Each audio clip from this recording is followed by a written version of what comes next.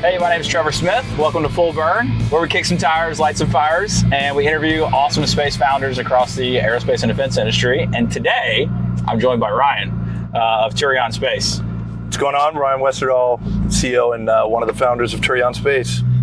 So, Ryan, we are in sunny Southern California, Irvine, and it's finally sunny. It was kind of cloudy yesterday. Yeah. We're in Irvine at the Turion HQ. And we're going to learn a little bit about Turion, and we're going to learn a lot about Ryan, and then maybe some space conspiracy theories.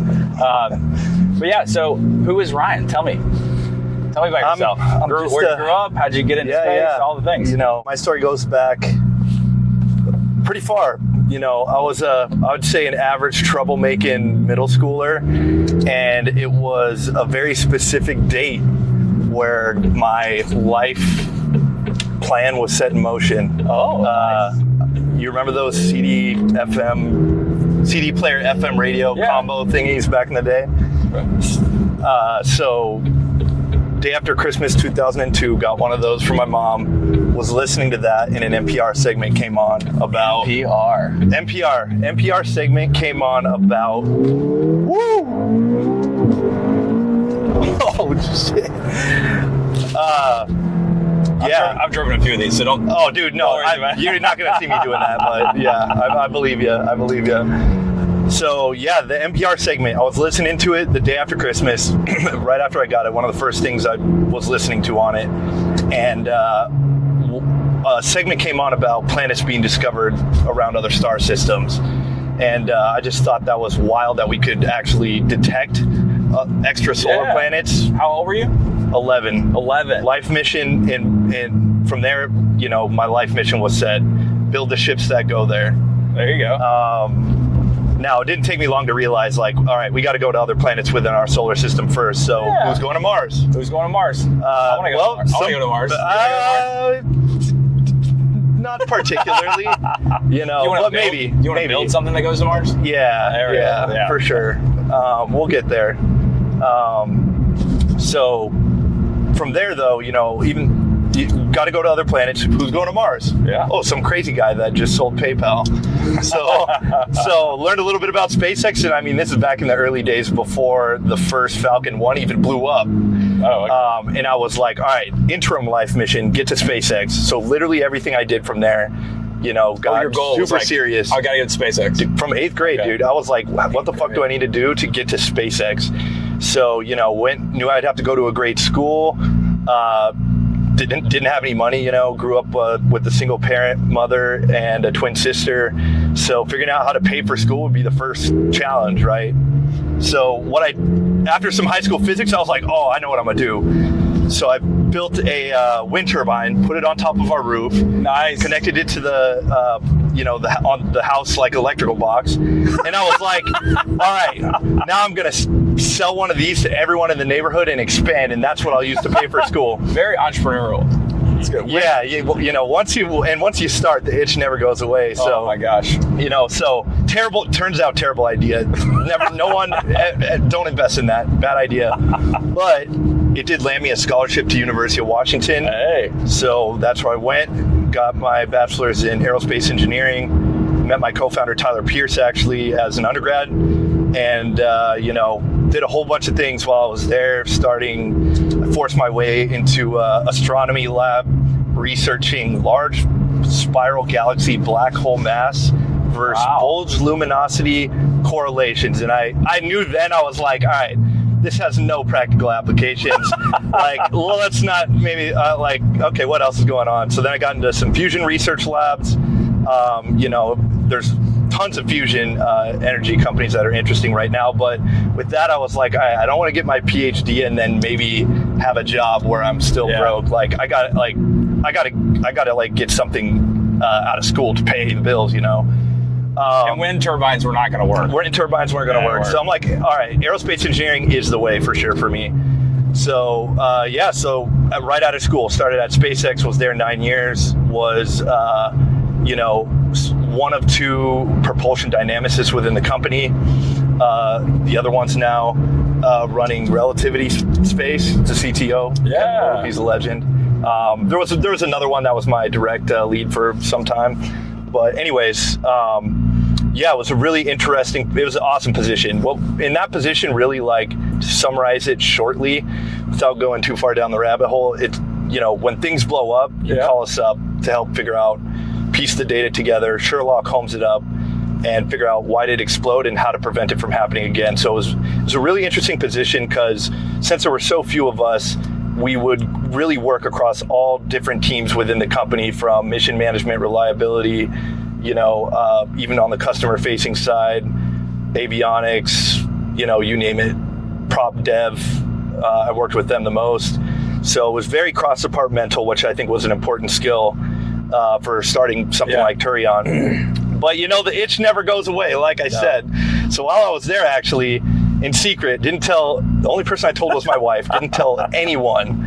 I started getting the itch to get back in start something, and I didn't know anything about venture at the time. So what I thought I wanted to do was build large solar farms out in the desert and sell the energy back to the utility. Actually, very simple. More grown up of the wind direction. Yeah. I can see the trajectory. It's actually it's pretty straightforward. The problem you run into is scale with trying to compete with the primes, and then. But really, through doing that, so since I didn't know about venture, I'm like, all right, first I got to go get land. So I got really good at buying and selling, just flipping land in SoCal. I'd be sending out 1,000 letters that my wife would sign so it looks authentic. And it was because of that.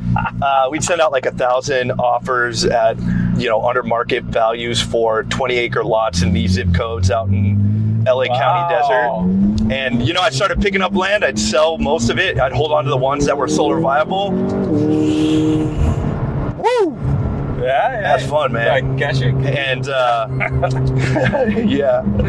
And then basically started buying and selling land. At one point when and to understand actually how to do like large solar farms in the desert, I was like, maybe I need some more education. So I got an online master's degree in civil engineering, energy infrastructure. So, wow. So it didn't tell anyone at SpaceX. This all happened over the course of 3 years. At one point, I had like several thousand acres, and then yeah, dude. So I was just dealing. I was a land dealer.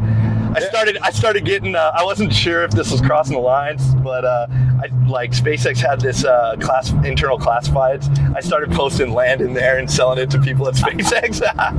But what I realized though through like doing that for several years getting the education was it's not hardcore engineering. It's really just commercial real estate. Yeah. And I have a degree in commercial real estate. You do? Yeah. I was a broker for 6 years. Oh, okay. Yeah. Sweet.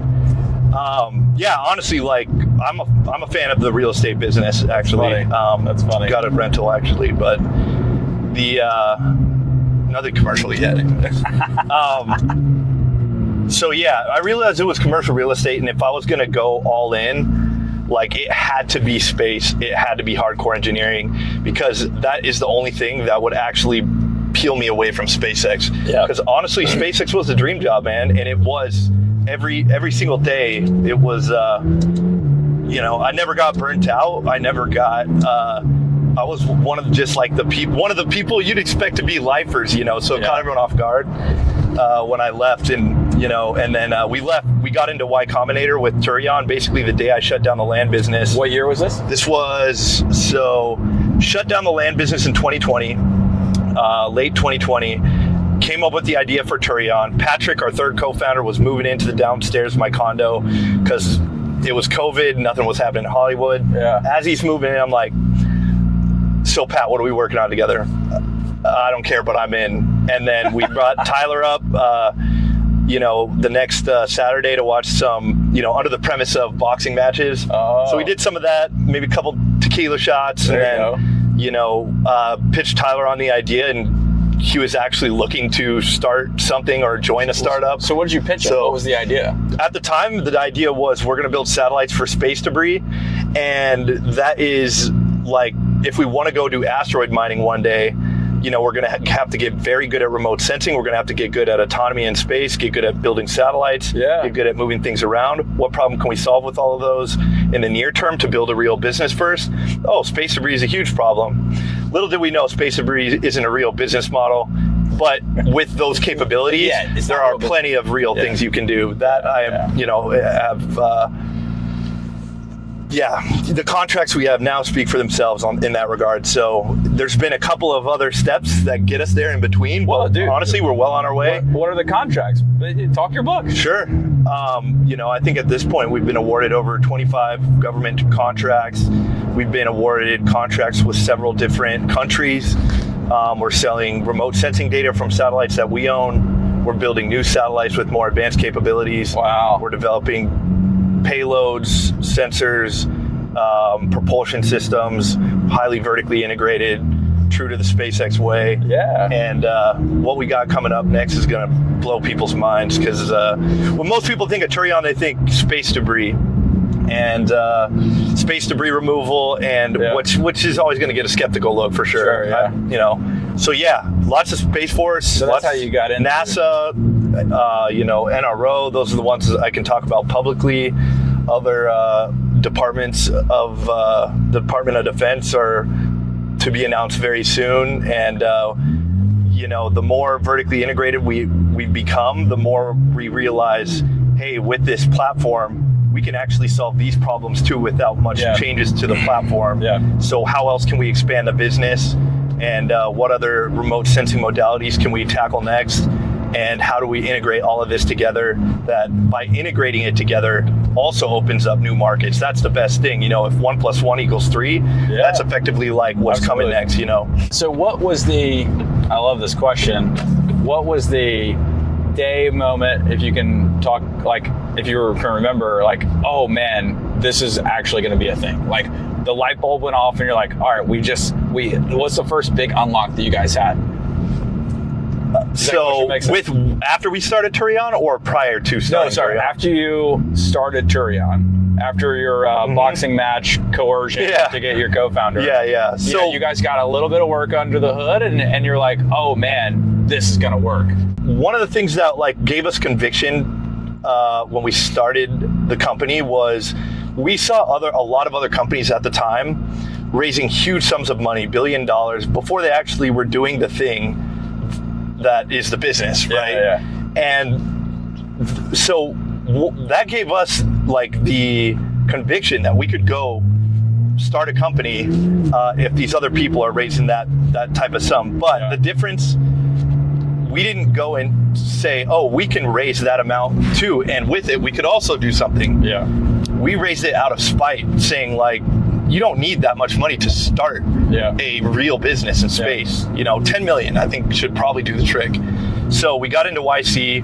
We pitched the week that we heard back. Literally the day that I heard back from YC was also the day that I found out my wife was pregnant with our first daughter, Stella. Nice. So that was exciting. Fun call and then we got into YC. And then fun call with the in-laws from there.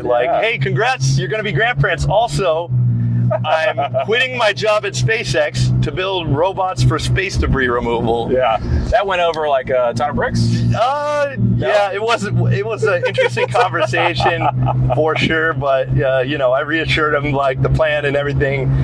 All right, we're back, and you're in the driver's seat. Woo! So this is a McLaren GT. 600 plus horsepower. I gotta look up the number, but it's sporty for sure. How's it feel? Oh, dude, this is rad. Wow, this is a beautiful drive. It's a great pick. We'll get some of that on camera. That's awesome. Quick advice for year zero founders. Year zero founders, you gotta stay fluid, be like water, be adaptable, and Bruce Lee. Bruce Lee, baby, and just iterating, talking to customers and iterating from there. You might have what you think you could over-engineer the perfect maybe product, but if no one uses it, it's pointless. So who cares? And as engineers, I'm an engineer. Are all three founders technical? Wow. Okay. So it's easy to get lost in the weeds of the technical beauty of some solution or product. But that's been something that is critically important. And I'm really appreciative of YC for really driving that in. So at this point, I would say between all three of us founders, we're 50% business development, customers capture, and all that, and then 50% call it other, whatever it is we should be doing besides business development. So we've all kind of learned the ropes in terms of selling stuff. And I mean, I learned sales from the land business, like, Oh yeah. and how to tell a story around the land and why they should buy it. That's tough for a technical founder to be able to do storytelling. Yeah, Like, storytell the right way. And we're hardcore about storytelling. At Turion. Before Turion, I did write my first sci-fi novel. You wrote a novel? Yeah. All right. It went in the safe. It's never coming out. First one, I was advised, do that, and because it's going to be terrible. But I got it out of my system. And then, with Turion, yeah, maybe we'll have something coming out soon. Nice. Our own sci-fi novel of the future. What might happen in the future should, when we succeed at what it is we're trying to do. That's a perfect segue to Tinfoil Hat Corner. All right. Let's do some hot takes. Yeah. All right. So, if space is successful, what is one technology that could come out of it that might make your parents' life better?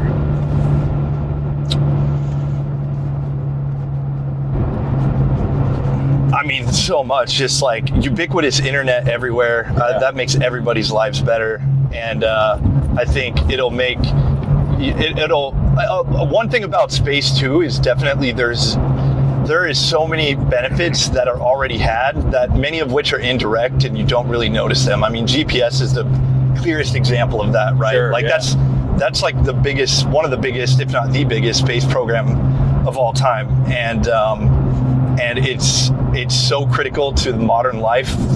Without it, like, the economy would collapse quickly. So resilient GPS is one thing that's a really serious priority for some of our customers. So if space is successful, what scares you? So ultimately, I guess, on one hand, I'd say, how far do you find successful? But in many ways, it doesn't really matter, because it really comes down to the same thing. Is I guess if we're able to utilize space. Yeah. Like if we're able to utilize space fully, some of the space warfighting stuff really is kind of scary. Yeah.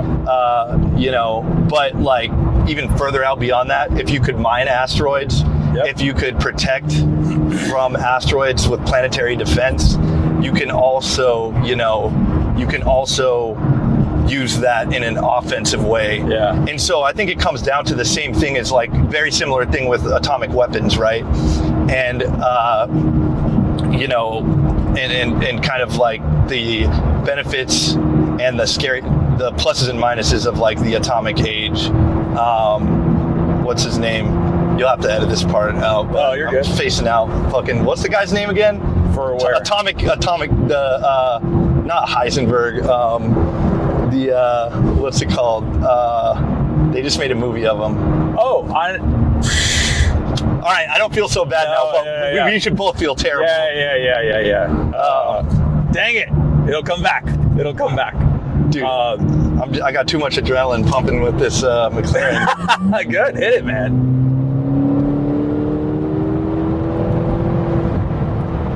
Was that on the floor? No. Oh, I was like, it goes faster than that. Oh yeah, it does. I'm just a wuss, dude. Oh, you're good. Yeah, God, what was his name? Does it start with a W? No. I just watched it. Oppenheimer. Oh, bro, I got there before you did. Yeah. Oppenheimer. Right, God. Dude, that's definitely the adrenaline pumping. Because, like, sometimes if I'm tired, I'll be having memories. I'll, like, forget shit.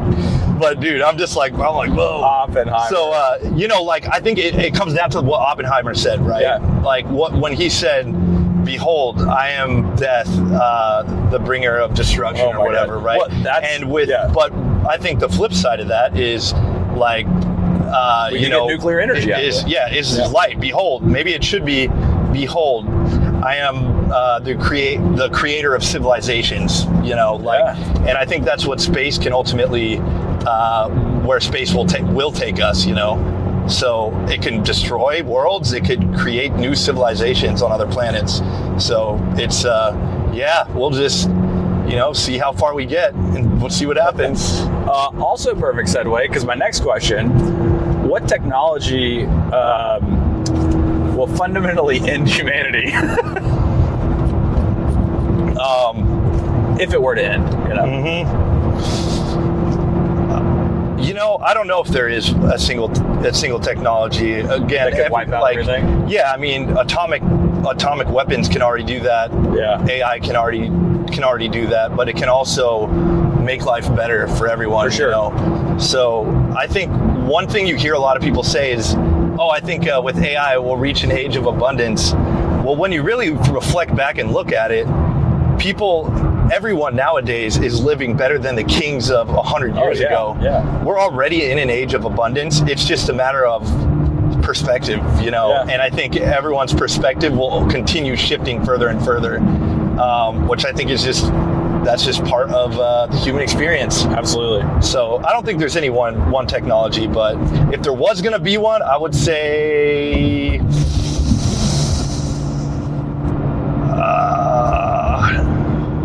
I don't know. I don't got one, to be honest. I don't know. I can't say AI or nuclear weapons. I don't know how much I believe. Maybe nukes. Nukes most likely. Yeah, go ahead. It's fun. Dude, it's so fun. It's good in corners too. What do you think is the next big, financial opportunity in space? Like, where's the next big wave? So we had Earth observation, tons of satellites. What's the next big wave, maybe, that drives even more commercial investment and unlocks so much more? I think that there's several. I think integrated infrastructure unlocks a lot of opportunities, some of which you mentioned. What does that mean? Infrastructure, maybe you have some satellites that are doing Earth observation, maybe some that are SATCOM, but by integrating them together, it opens up new market opportunities and segments. Yep. I think that's going to be, the next SpaceX is going to be doing that, and I plan on it being Turion. The other one that I'm actually really excited about is manufacturing high-value things in zero-G. Yep. Varda's one of the main companies working on it now. I think that actually has huge potential. And then I think really asteroid mining is going to have huge potential too one day, but it's going to take massive amounts of capital, massive amounts of time, and it's not going to be easy. I think it's going to be really hard if you want to go from nothing to mining platinum group metal asteroids. We plan to build all the infrastructure ourselves, and on the way become a large enough and a financially successful enough company, the technology and financial foundation to go there is what we plan to do. So and I think one of the other things is that I think I think the Earth observation industry is actually has far from seeing its full glory. Really? I'll say. Okay. It's sometimes, I think Peter Thiel's the one that said this in 0 to 1, but it's better to be, sometimes being first is kind of not, first to market. It's better to be last to market. And with some of the players that are around right now, I would love to know which ones have seen glorious amounts of profits, on the scale of SpaceX revenue. But I think Earth observation does have the potential to deliver Starlink-like returns. Yeah. But how you do it, you have to go further than where the industry has gone today. So more on that later, because I'm not going to spoil phase 2 of Turion's master plan. TBD episode, another episode. Yeah. We'll get a different car. We'll get maybe a Ferrari that time, or we'll see. We'll change it up. So have you, or anyone had an encounter with an alien? Or seen something that looked really weird? So I have not. Definitely not. I'm looking. I got my eyes peeled. I'm looking, man. I'm walking my son every night, and I'm looking up. Anything weird? Nope. But my dad has, and he swears by it and tells me that story. And what's the story? I believe. I mean, he was 2 times actually. Once just out in the woods in Canada, and just, the typical solid triangle of UFOs kind of spinning weird. Whoa. Blasting all directions, zigzagging ways that weren't possible. Another one, I forget what his other story was, but another one from him was one of the guys he really respected and worked with. My dad's a Boeing mechanic, been bolted on tailskin to 737s for 40 years now. One of the guys he worked with, though, for years, they all knew he was a quieter guy, and he worked at Area 51. Oh. And, him and his buddies were talking about, I don't know, UFOs, shooting this shit at lunch, as you do. Yeah. And at Area 51. Yeah. And basically, the guy came up and was like, "Trust me, they're real," and then would say not another word on it. So I'm like, you hear stuff like that all the time.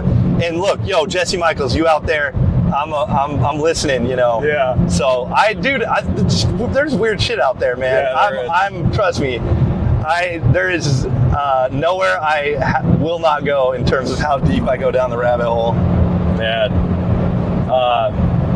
Good answer. I think you're the first one that's had a solid, in quotes, story. Yeah. Is there any, what technology, if any, being pitched to investors today that's like snake oil for space? Is there anything that's just like, hey, that's just not going to work, and they don't give this thing any money? I think there is a ton of that. A ton? Yeah, I think there's a ton, and I don't want to... I'm friends. No, don't name names, but just categories. So, even categories will just be like, it'll be obvious. Here's what I'll say, though. Rhymes with. Here's what I'll say, though. I think that, and this kind of ties back to my beliefs about the Earth observation, remote sensing industry in general. Yeah. Is I think that we're in a really interesting time right now with AI and how you can use that, because it is commoditizing data products from raw data to insight.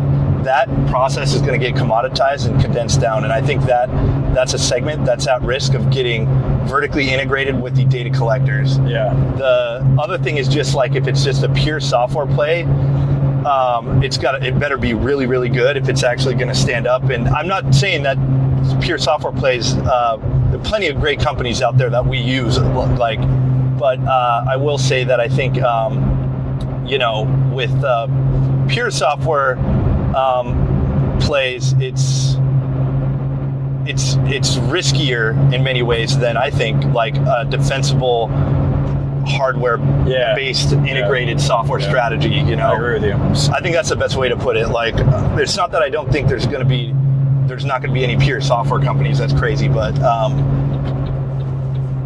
just because we'll use some of our partners forever. But yeah, I think it'll be easier to build a robust company if there's a hardware with a software integrated platform sort of kind of thing to it. So, from science fiction, what technology would you love to see today? So today, what would you like to see pulled forward from the future? Okay. Here's be real. Beam me up, Scotty. What is the technology? Direct fusion drives are going to be sick. All right. I don't want it to happen too soon, because then that'll screw up our roadmap time. But I'm still game for fusion energy. Obviously, warp drive's better. Yeah. So let's go warp drive, dude. That has been an answer before. Yes. Jeff Kornberg, Mr. Propulsion. Oh, Jeff. Mr. Propulsion. I love you, Jeff. He said warp drive. Yeah, he'll be episode 1. So. Oh, really? Yeah, sweet. Nice. Blank check, because you seem like a car guy. You seem like you're enjoying yourself. Blank check. What would you go get? I'd get a McLaren, dude. You get a McLaren! Yeah. Lando, if you out there. Lando! Good luck. I'll see you in Miami. That's my boy. You going? Yeah. Yes. So All In Pod is doing a special in Miami Saturday afternoon, I think. Oh, sweet. During quali. Should we go together? Oh, maybe. I think maybe we should go together. Yeah, we'll have to tag team that one. F1 fan, okay. Which McLaren would you get? Probably the 720. Nice. Yeah. Nice. And just just the stock one that you see on the website, the orange, dude, the McLaren orange. Sick. Yeah. Have you been to a Formula One race? No, I haven't. So I'm looking forward to it. Pro tip. The best one, at least in the US, is in Austin. So, so Miami and Vegas are street circuits, and it's very difficult to like see the track. Right. Austin, I've heard that about Vegas. Like you go to Austin, you can see like 2/3 of the track at certain points. Oh, sweet. It's so good. So if you want to do your first one, like obviously you have fun in Miami, but like definitely do Circuit of the Americas down there in Texas. Nice. So you get a McLaren 720S. Oh yeah. All right. What's the exit party for you guys look like? You gotta rent a yacht, buy a G50, 579, I don't know. Exit party is my funeral. Hey, there is good no answer. There is no exit. There is no exit. It's death, baby. I love it. On that note, like let's do some quick napkin math here. Charlie Munger, he was at the helm until he was 99. Yeah. And now with all these longevity drugs and everything like that, he looks like the healthiest fella. You got a few more I'm miles. thinking like, all right, 33 now, I could make it to 150. So I got about 120 years to go. Yeah. So how far can we get in 120 years? We can get galactic destiny, You can do a lot. And sci-fi, one of the things, like I was saying, sci-fi, we take storytelling super seriously. And honestly, like what I tell people is we're really creators of sci-fi. Yeah. And what sci-fi is, it is just our future history. So we're creating our future history, and as engineers, it's our job to reverse engineer it, So I always ask every person we hire, last question, what's your favorite sci-fi novel or movie? So just so I could get that final ticket. What's your favorite sci-fi novel or movie? I'm such a hypocrite because it's so hard for me to choose. I just like so many. But like, honestly, right now, I really love Pierce Brown, the Red Rising saga. Morningstar, I think, is like one of the best, like, just action books ever. I mean, I like it so much, I named my son after one of those characters. Oh my goodness. Yeah. That's awesome. His name's Ragnar, so he's a straight space Viking, dude. Wait, is that his first name? Yeah. Oh my God, dude. Yes. Yeah. Ragnar, if you're listening. Shout out, buddy. Yeah, shout out. Shout out. Whoa. Your dad almost got in a wreck. Yeah. But we have very good brakes. We're good. Very good brakes. Yeah, He's just excited about you. That's awesome. Oh man, that's so awesome. I'm so much of a car guy. What about you? What's your car? Blank check today. I would go get the Aston Martin Valkyrie. Nice. You know what that is? I don't know what it is, but I know starting MSRP is about $4 million. Woo! It's a Formula One car on the road. Oh man, I would go get that today until somebody else comes out with something cooler. Yeah. But with a budget, I agree with you. I'd go get a 720. Yeah. I might have one soon. We'll see. What I'll probably get before a McLaren, something a little more practical. I don't know if you've seen a second car. You don't need practicality. Well, yeah, for sure. Yeah. I'll get. But the one I would get probably, hopefully soon, actually, is a Razvani tank military. I love those, bro. The military edition is sick. The 6-wheel or the 4-wheel? The 4-wheel. For the tank, like I think you're talking the 6 one. That's the Hercules. Hercules. Yeah, the god of all trucks. Sick. Perfect one-liner. Oh my god. Yeah. You take up like 5 parking spaces. Yeah. It is ridiculous. Yeah, the god of all trucks. That's a good one. It is. Not cars on a truck side. Razvani's pretty. Yeah, Razvani the tank is a sick SUV. It's so good. Like initially I wanted Cybertruck, and then they kind of got a little common. And the Razvani would crush it. Yeah, dude. The Razvani, you can't. I mean, it's got smoke screen, strobe lights, electric door handles, magnetic deadbolts, like bulletproofing. You're surviving the zombie apocalypse and that shit. Yeah, or at least you'll have the best chance. You should go get matching Razvani tanks. I'm very game. That's so good. Yeah. Yeah, the guy I went there and he wouldn't let me test drive it. Oh, really? Yeah, I'm like, come on, man. I'm thinking about it. I went there looking like this. I'm like, come on, man. You have Miami Vice. Yeah. So tell me about the shirt. This is dude, we got Turion. This is an office shirt. Yeah. This is an office shirt. So go on TurionSpace.com. Go to the store. You can buy yours now. Just I don't know. They're fresh. I love the shirt. I love it. We like Aloha and you, shirts. like and, Adam, have rocking the fanny pack. Oh yeah. Any comments? Share some comments that you've received. I have lost wallets. I've lost too many, and the fanny pack, I've never lost it. And I got a designer, that coach, so I treat it well.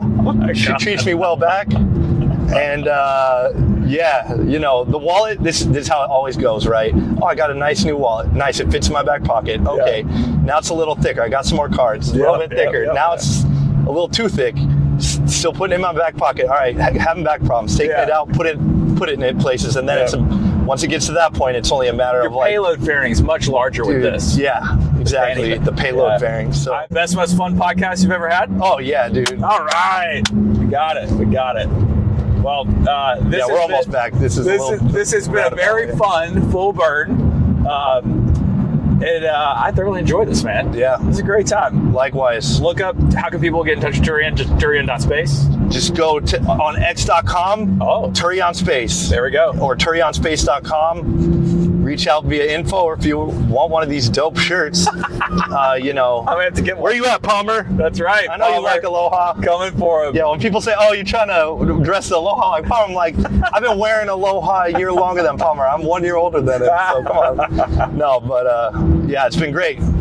Peace. All right. Thank you. This is Trevor Smith, full burn. Hope you had fun watching. Thanks.